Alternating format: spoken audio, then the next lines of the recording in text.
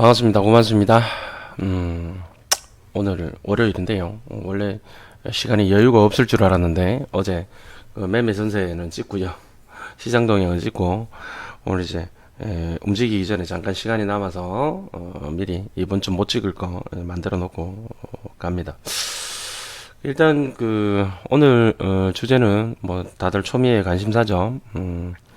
2019년 부동산 시장 상승과 하락, 시장은 어디로 갈 것인가, 이 부분에 대해서 이야기를 한번 해보고자 합니다. 일단 며칠 전에 한국경제에서 기사가 나왔어요. 내년 집값 전망, 그러니까 2019년도죠. 극과 극, 꺾인다 대 8% 상승한다, 이렇게 이제 기사가 나왔고요. 이제 몇 분 전문가분들, 자타가 공인하는 전문가분들이 나오셔서 인터뷰를 한 겁니다. 보면 내년 서울 아파트값, 서울입니다. 아파트값 전망이 극과 극을 달리고 있다. 떨어질 것으로 예상하는 전문가가 있는가 하면 8% 상승을 예측하는 전문가도 있다. 그럼 둘 중에 하나는 틀린 거잖아. 그죠? 일단 여러분들이 여기서 아셔야 될 거는 뭐냐면 이런 거예요. 일단 매매 전세 시황을 여러분들이 계속 쭉 제 구독하신 분들은 아시겠지만 기본적으로 이렇습니다. 이게 지금 매매 증감률입니다. 매주 매매 증감률. 보시면 시장은 계속 변화하죠. 전체적으로 같이 움직일 때도 있고, 디커플링, 그러니까 동조화할 때도 있습니다. 지금 현재 상황인데요. 지금 보시면 좋았다 나빴다, 좋았다 나빴다, 다 좋았다가 또 다 안 좋았다가, 그러다가 또 이제 서울만 좋았다가 또 부산은 안 좋고, 또 대구는 좋고, 또 지방은 또 좋다가 안 좋고, 뭐 이렇게 서로 막 나누어집니다. 시장이 전체적인 평균 가격은 오를지 모르겠지만 시장별로 따로 논다라는 거죠. 자, 이런 것을 미리 아셔야 됩니다. 그렇기 때문에 내년 시장 전망이 좋다 나쁘다 이야기하는 것은 뭔가 잘못됐어요. 한마디 더 해야 돼요. 그래, 서울시장이 좋을 거냐, 부산시장이 좋을 거냐, 대구시장이 좋을 거냐. 전체적인 시장은 뭐 참고지만 사실은 전체 시장은 대외적인 경제 충격, 그러니까 IMF라든지 서브프라임 모기지, 오일 쇼크, 이런 경제적인 대외적인 충격에 의해서 전체적으로 한번 다운이 되는 그런 것은 있을지 몰라도 내부적인 요인으로만 봤을 때는 전국이 전체적으로 움직이지는 않는다라는 걸 여러분들이 먼저 아셔야 됩니다. 자, 그러면 다시 돌아가서 이 서울 얘기입니다. 지금 서울 얘기고, 자, 일단 보면 연구소가 이제 그 주택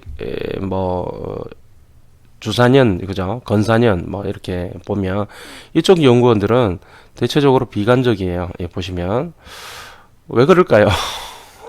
그럴 수밖에 없지. 이분들은 거의 다 이제 뭐 주택건설협회라든지 뭐 이런 쪽에 이제 소속된 연구원들이잖아요. 그러면 건설 경기가 나빠지면 전체적으로 이제 어떤 주체가 되는 그 이제 건설업체들의 어떤 그런 수익성이 악화되니까 아무래도 같은 시각을 보더라도 분명히 다를 겁니다. 그럴 수밖에 없죠. 분명히 그럴 거라고 생각을 합니다. 카톡이 지웠어요. 그렇죠. 자기 편한테 해줄 수밖에 없죠. 당연하죠. 그 다음에, 여기 보면 작년에 이제 증권가에 계신 분들이 이제 또 뭐 다들 많은 활약들을 하셨죠. 여기 보시면, 하나금융투자의 연구원 한 분은 성함은 말씀드리지 않겠습니다. 보면 보유세와 양도세 세금 부담으로 투자 수요가 빠져나가기 때문에 실수요의 힘만으로는 집값이 오르기 어렵다라는 어떤 그런 말씀을 해주셨고요. 반면에 유진투자증권연구원 유명하죠. 이분은 보면 여전히 바뀐 거 없다.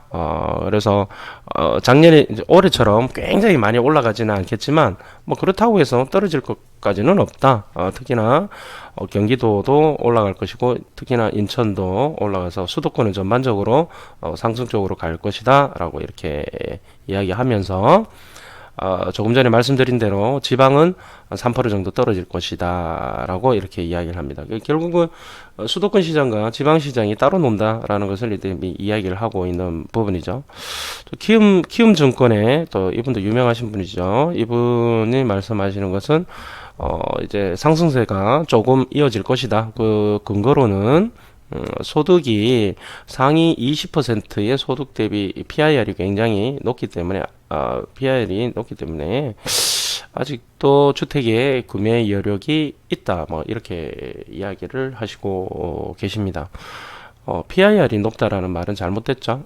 소득 상위 20%가 이제 그 소득이 높아지기 때문에 주택 구매력이 있다. 뭐 이렇게 정리하시면 될 것 같고요. 아기곰님 같은 경우에는 마찬가지로 5%까지 오를 것이다 이렇게 이야기를 하고 계십니다. 근거로는 시중에 부동자금이 굉장히 많다. 역대 최고치고 서울은 양도세 중과와 주택임대사업자 등록 증가로 매물이 부족해서 그렇다. 그래서 매물 부족하기 때문에 수요가 좀 줄어든다 손 치더라도 가격이 하락하지는 않을 것이다. 오히려 오를 것이다. 이렇게 말씀들을 하고 계십니다. 둘 중에 하나는 틀렸죠. 오른다는 사람과 떨어진다는 사람들이 이렇게 서로 이렇게 나누어져 있어요. 팽팽하게 나누어져 있는데 그러면 구만수 너는 무슨 생각을 하고 있냐? 궁금하지 않습니까? 저도 이야기를 해야 되잖아요. 저도 모르겠습니다. 전문가라고 하는지 모르겠지만 저도 이제 이야기를 해야 될 거 아닙니까? 제 생각을 좀 말씀드리겠습니다. 저는 기본적으로 이제 분명히 말씀드립니다. 시장은 전반적으로 이제 따로 논다라는 말씀을 드릴 거고요. 지금 지방은 대체적으로 안 좋죠. 여기 이제 경남, 경북 다 안 좋고요. 전라남도만 괜찮고 여기 경기도는 수도권 좀 괜찮고요. 광역시도 부산 좋지 않고 울산 좋지 않고 좋은 것은 이제 이번에 서울이 좋았고 조금 이제 주춤거리고 있습니다만은 이제 그 다음에 대구 괜찮았고 그 다음에 광주 괜찮았고 인천은 보합세죠. 그런 상황입니다. 자, 이런 상황에서 이제 서울 이야기니까 서울은 그러면 어떻게 될 것이냐의 문제죠. 서울은 지금 보시면 어제 매매 전세 시황에서도 말씀드렸지만 이제 이때 2017년 6월달에 굉장히 좋았다가 파리 대책이 나오고 잠시 좀 흔들렸다가 다시 상승을 하고 그러다가 다주택자 중과 이 얘기 때문에 올 초에 힘들었다가 다시 박은순 시장님께서 싱가포르에서 말씀 한마디 해주시는 바람에 또 폭등을 했었죠. 그러다가 9.13 대책이 나오고 지금 한 두 달 가까이 힘들어지고 있는 그런 모양새를 지금 보고 있습니다. 그러면 이 상태에서 계속 하락을 할 것이냐? 이제 하락 쪽에 말씀을 주시는 분들처럼 양도세 중과 내지는 이제 대출 규제 뭐 이런 것 때문에 매수 수요가 굉장히 줄어들기 때문에 이제 또 가격이 너무 오른 거 아니냐 올랐기 때문에 서울시장은 하락이 불가피하다 뭐 이렇게 이야기하는 분도 계시고 아니다 뭐 크게 달라진 건 없다 잠시 지금 눌림목 공간이고 뭐 달라진 건 없으니까 더 올라갈 것이다 뭐 이렇게 판단하시는 분 그러니까 이제 양도세 중과가 오히려 매물을 잠기게 하고 그 다음에 이제 대출 규제가 뭐 힘들긴 하지만 그것은 결국은 규제로서 부동산 정책 규제로서 시장을 죽이기는 힘들 것이다. 뭐 이렇게 판단하시는 분도 계실 겁니다. 자, 저는 그러면 어떻게 생각을 하냐면 저는 이제 뭐 이야기 그냥 단순하게 오른다 내린다 이렇게 이야기하면 뭐야 이렇게 하니까 뭔가 근거가 필요하죠. 근거가 필요한데 이 자료를 한번 볼까요? 이 자료가 이제 18년도 3월달 그때 나온 건데요. 그렇다 하더라도 뭐 특별하게 몇 달 사이에 뭐 와장창 이렇게 시장이 바뀌어지기는 힘듭니다. 자, 이 제목이 이래요. KB금융지주 경영연구소에서 나온 자료인데요. 미분양 아파트 현황과 그 증가 가능성을 점검한다라고 되어 있습니다. 이제 이 얘기는 무슨 얘기냐면 이거예요. 역사적으로 그 해당 도시의 시장이 이렇게 굉장히 부동산 시장이 좋지 않았을 때는 뭐 여러 가지 이유가 있지만 가장 큰 핵심적인 요인이 미분양 아파트가 증가하고 그게 이제 증가해서 누적적으로 굉장히 많이 쌓여 있으면 시장이 이제 힘들어진 상황이다. 먼저 이유는 여러 가지예요. 입주 물량이 많아서 또는 투자 심리가 줄어서 뭐 대외적인 경제 사정으로서 뭐 이런저런 이유는 갖다 붙이기에 나름인데 그 결과로서 하여튼간에 어떻게 사람이 집을 안 산다는 거지. 뭐 집이 많아서 안 사든지 집은 별로 없는데도 불구하고 아예 안 산다든지 뭐 어떤 이유가 있겠죠. 그 일일이 이유를 하나하나 거론하는 것도 좋은 어떤 컨텐츠이긴 하겠지만 일단 큰 그림을 한번 보자는 거죠. 큰 그림만 보면 자 이런 거죠. 미분양 아파트 현황이다. 올 초입니다. 공급 과잉 우려에도 미분양 아파트 증가는 미미하며 지역별로는 수도권이 감소하고 비수도권은 소폭 증가세로 이루어진다. 자, 과거 역사를 보면 미분양 아파트는 과거 200만호 건설 당시 또는 IMF 직후 2008년 금융위기 등 총 3차례에 걸쳐서 10만 호를 넘어서는 시기를 겪었으며 공급 과잉 및 국내 경제 침체 등으로 인한 주택 경기 침체가 원인으로 작용을 한다. 이거 나와 있네요. 미분양 아파트는 주택 경기의 침체를 나타내는 대표적인 지표다. 대표적인 지표로서 주택 사업자뿐만 아니라 주택 수요자에게도 큰 영향을 미친다. 맞죠? 결과적인 이야기는 하지만 결과적으로 흐름이 굉장히 중요하잖아요. 지나간 거 가지고 이야기를 왜 하냐? 아니죠. 과거를 알아야 또 어느 정도 미래도 어떻게 흘러갈 거다라는 어떤 짐작을 할 수 있겠죠. 뭐 예측까지는 아니더라도. 자, 최근 주택 시장은 2015년 이후 지속적으로 공급 과잉에 대한 우려가 있어 왔으며 실제적으로 그랬고요. 공급 과잉을 반영하는 명확한 지표 중에 하나인 미분양 아파트는 크게 증가하지 않는 안정적인 흐름을 지속하고 있다. 왜 그래요? 분양은 계속하지만 만들어지는 것은 그 타임 레그, 그러니까 이제 착공해서 이제 준공되는 데까지는 3년이라는 시간이 걸리니까요. 지금까지는 시장이 좋았으니까 계속 분양 청약을 하니까 문제가 없는 거죠. 미분양이 안 된 상황이고 이제 들어왔을 때 입주할 때 그때가 이제 문제가 되는데 입주할 때 계속 그 수요자들이 계속 사버려서 악성 미분양, 그러니까 준공급 미분양이 생기지 않는다면 그 시장은 계속 가는 거고요. 최소한 하락은 하지 않는 거고요. 그죠? 그런데 지금 상황에서는 당연히 안정적인 흐름이 지속될 수밖에 없죠. 지금은 뭐 준공이 막 몰려 들어오는 건 아니니까요. 그죠? 자, 2018년 3월 말 기준 전국의 미분양 아파트는 약 5만 8천 호다. 전국입니다. 아파트 분양이 최고치를 기록했던 2015년 말 3만 호 수준에서 6만 호로 급증했으나 이후에 6만 호 수준에서 등락을 반복하고 있다라고 되어 있습니다. 자, 일단 그림 1을 보면요. 미분양 아파트 추이를 보게 되면 1차 적체 시기 94년, 95년, 96년, 97년 이렇게 해서 있고요. 그 다음에 2차 적체 시기가 98년, 99년입니다. 뭐 이거 아시다시피 IMF 그때 당시죠. 그리고 08년도, 09년도, 010년도 이때 3차 적체 시기로 해서 이렇게 나타나고 있습니다. 지금 현재 17년, 18년도는 상대적으로 굉장히 안정적이죠. 이 분양 물량이. 자, 지역별로 보면 수도권이 꾸준히 미분양이 상승하고 있는 반면에 경기도의 분양 물량 증가에도 수도권은 지속적으로 감소하고 있다. 주택 시장이 어떻게 양극화되고 있다. 그러니까 이제 지방은 엄청나게 미분양 물량이 많아서 지금 피바다가 되고 있는데 경기도가 지금 분양 물량이 증가한다 하는데도 불구하고 시장이 좋으니까 사람들이 분양을 잘 받았다라는 거죠.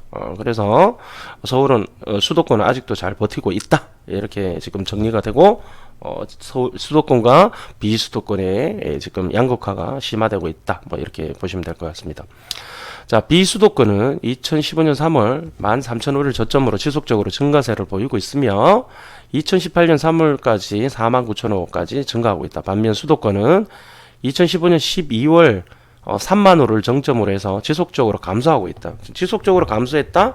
그러니까 시장이 2015년부터 시장이 좋았다? 이것 때문에 시장이 좋았는지, 시장이 좋아서 물량이 감소했는지는 모르겠습니다. 저도 하여튼 간에 이렇게 되는 거죠.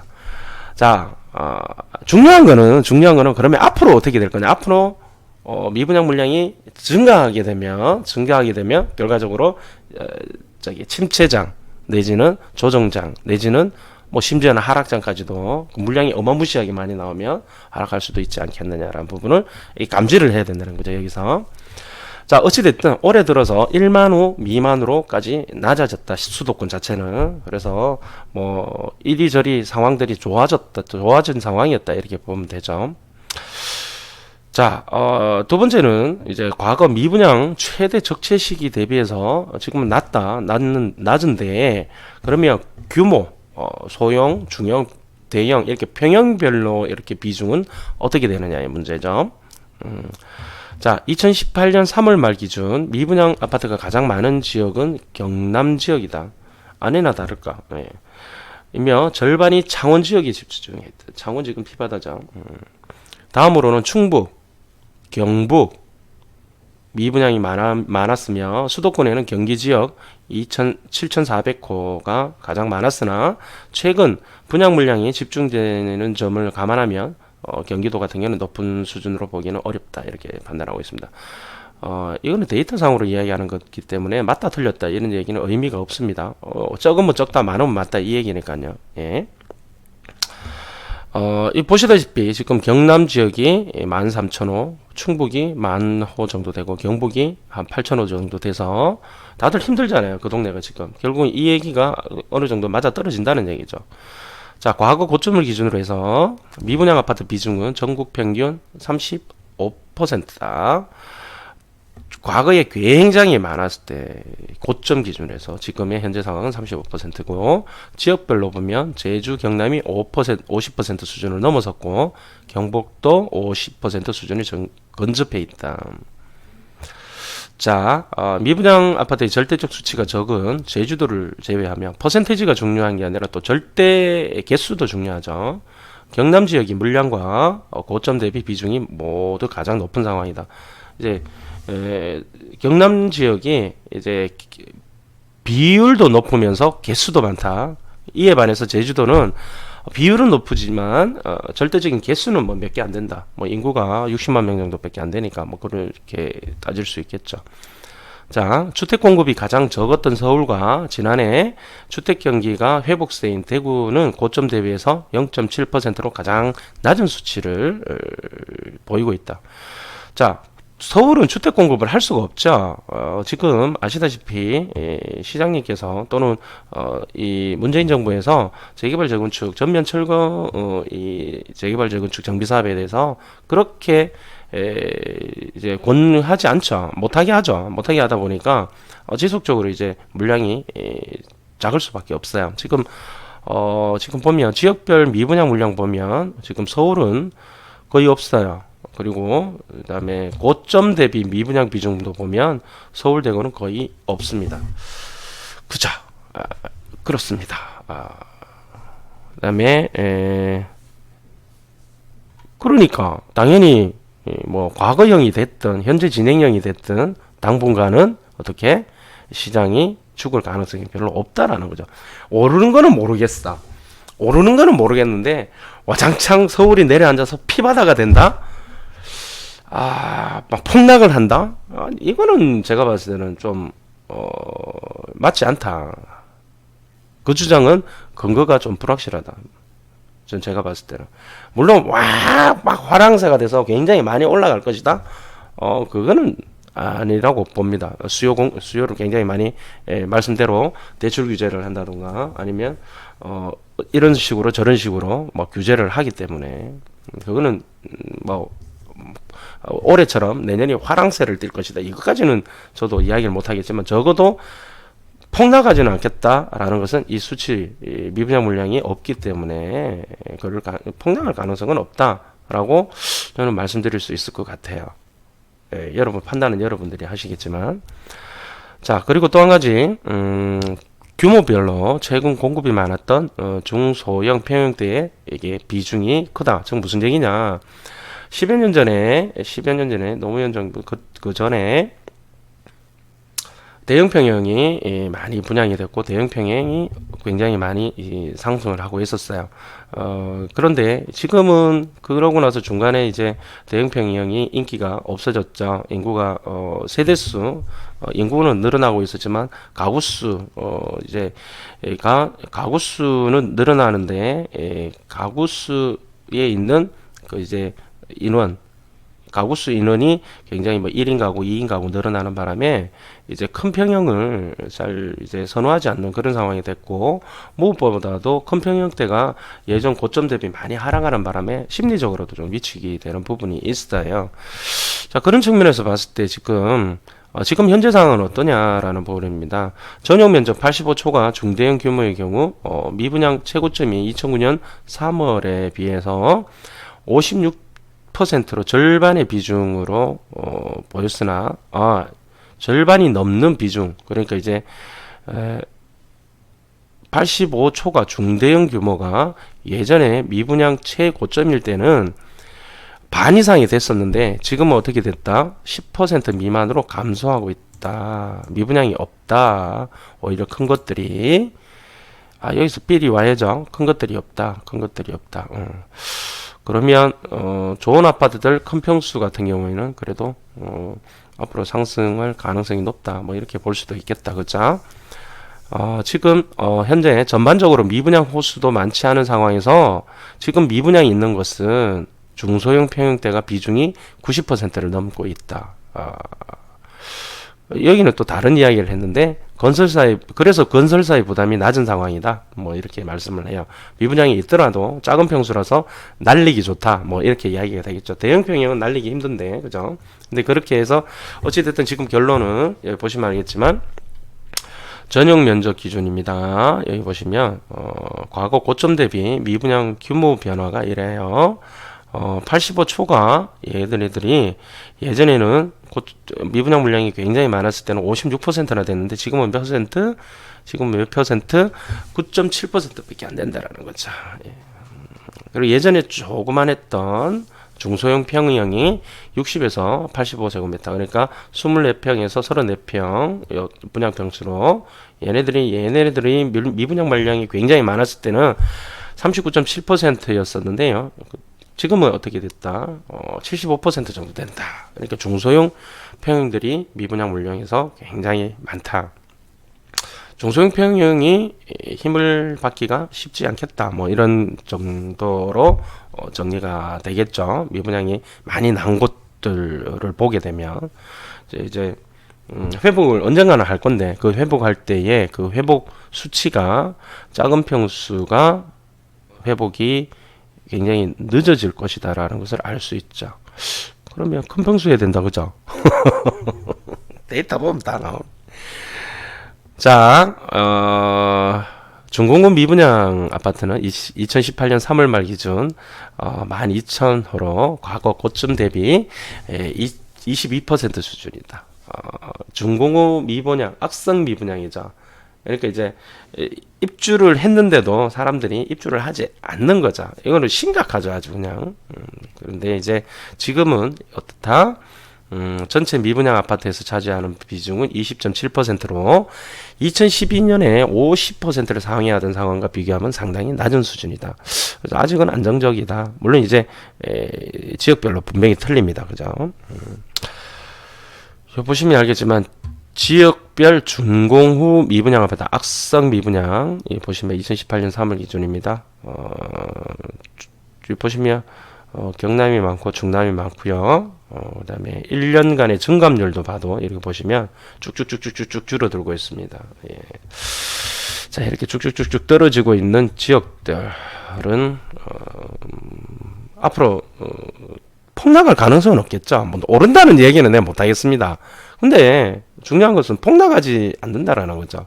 떨어질 가능성이 뭐 잠시 조정을 받고 흔들리는 수는 있어도 반토막 나고 뭐 이런 건 있을 수가 없다라는 게 이 데이터가 말해줍니다.